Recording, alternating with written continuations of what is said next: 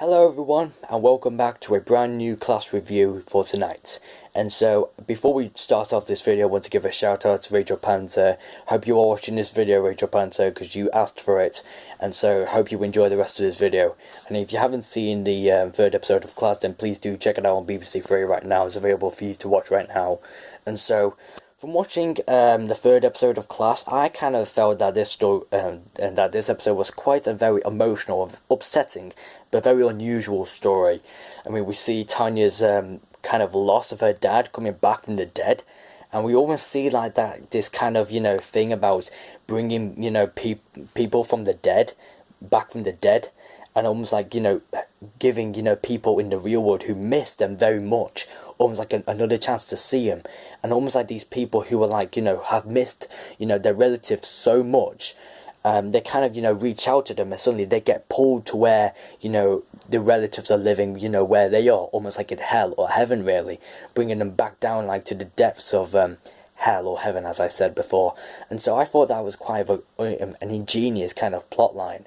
And then we have Tanya having her emotional loss over her dad, since her dad died about 2 years ago exactly, and now she's having such a claustrophobic kind of, I'm not sure if I'm saying it's right really, but having like a claustrophobic loss of her dad, and then suddenly her dad just coming back to life from nowhere. And then from every single past relative that we see in this episode, we kind of see like a strange umbilical cord, almost like a reptilian kind of tentacle coming at the back of their back, really, and it's almost like connecting and joining all the way up until like the skull, where we see the crack in time yet again for a third time. And so all of this like connecting like tentacle just like covering the whole of the neighborhood, and bringing people from this world back down to where people of the dead are living right now in either heaven or hell or wherever they are. And the kind of villain that's kind of doing this is called the Larkin, and I thought that's quite strange because they don't have a identity. Their identity is unknown, but what they kind of do is like they feed on kind of people's souls, because people's souls give off energy, and that's what the Larkin feed on.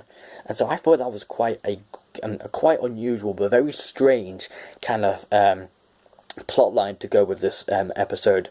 But then we kind of see the kind of emotion that Tanya has for her dad, almost like, I miss you so much and I wish you were here to see it, to see you again. But then we kind of see the kind of anger that she possesses as well for her dad, like, I miss you so much, Puddle. I think Puddle's almost like a phrase of where she kind of remembers him of saying that to her. And then we kind of, see that, I want you to be with me, Puddle. Don't you realise me? I want you more than anything. It's almost like that Tanya kind of misses her dad more than her mum. And so I thought that was quite, strange. But then when, at the end, she kind of had more anger because she knew that he wasn't her dad. Because she knew that he wasn't her dad. And so from that moment, she kind of had so much anger and almost poisoned him. And then he kind of like sliced, was like slashed off and, kind of, destroyed and got pulled back through the, the time, tearing space and time. And then we have like Mrs. Quill confronting her sis and thinking, oh yeah, you kind of like a chameleon, she sort of said, and like, you hide and camouflage, and I thought that was quite good. And then suddenly she kind of like, tries to stab him, like torture her, like, who are you, what the Larkin of, wanted to grab souls. And then suddenly her sister just offered her a gun, and she's like, oh, what, is it my choice? And like, she was almost like tempted to take it, but then like, oh, she backed away, almost like she couldn't use a gun for whatever reason why. But she kind of like think that like, oh, what is this kind of, umbilical cord sticking out of your back and, almost like kind of draining you of energy? Or is it, you want to drain off my soul and, feed on it, really? And so that's basically what it is. And then all the people around the neighborhood got really, tricked into, being with, their past relatives, but instead they get dragged back down to, the depths of hell or heaven, and, get, basically they're almost dead in the real world, almost. And so I think that was quite an ingenious kind of plot line to this episode. We also see that Charlie and that guy Matthew having a bit of a, you know, homosexual relationship, same-sex relationship. That was a bit awkward for many viewers who probably may be watching that. And then we see the kind of relationship between Ram and April, but we also get, you know, get within their relationship a bit further on in the show.